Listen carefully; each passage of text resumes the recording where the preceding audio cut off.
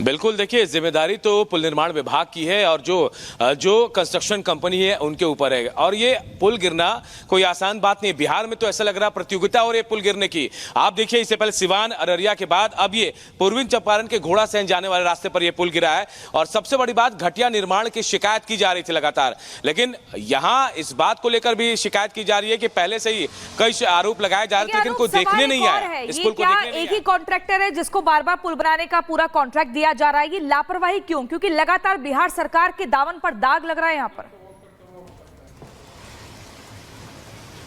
देखिए, ये पुल बहुत बड़ा नहीं था, लेकिन इसका कंस्ट्रक्शन जो था वो धीरज कंस्ट्रक्शन प्राइवेट लिमिटेड को दिया गया था।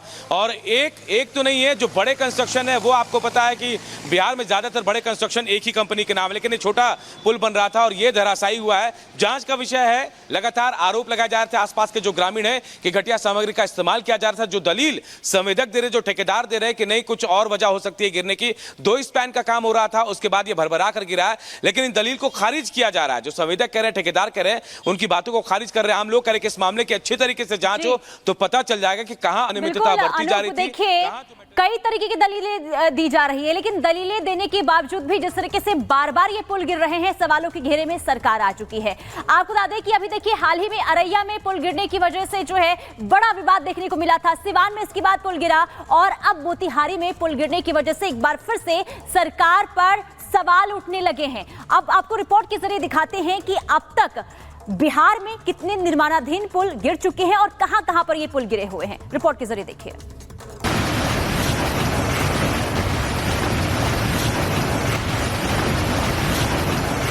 बिहार में पुल कौन से पत्थरों से बनते हैं, कौन सी सामग्री का इस्तेमाल होता है, ये एक रहस्यमयी सवाल बन गया है, क्योंकि बिहार में बने पुल उद्घाटन से पहले गिर जा रहे हैं।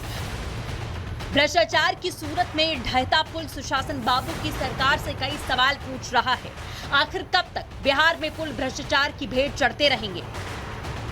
अररिया की बकरा नदी पर बना निर्माणाधीन पुल के गिरने का मामला अभी ठंडा नहीं हुआ कि अब सिवान जिले में गंडक नहर पर बना एक पुल अचानक ढह गया। पुल गिरने से आसपास के इलाके में अफरा तफरी मच गई। गनीमत रही कि पुल गिरने से सिर्फ जनता का पैसा ही बहा, किसी की जान नहीं गई। बताया जा रहा है कि पुल पुराना था, हाल ही में नहर निर्माण में लापरवाही के कारण यह हादसा हुआ। पानी के तेज बहाव से पुल के पिलर कमजोर हो गए थे और आखिरकार पुल ढह ही गया। अररिया पुल हादसे को लेकर अभी जांच रिपोर्ट सामने नहीं आई थी। अब सिवान में पुल हादसा हो जाने से राज्यों में पुलों की गुणवत्ता को लेकर कई तरह के सवाल उठने लगे। हैरानी की बात है कि बिहार में पुल गिरने का ये कोई नया मामला नहीं है, बल्कि ये सिलसिला सालों से जारी है। बिहार में कब कब गिरे पुल?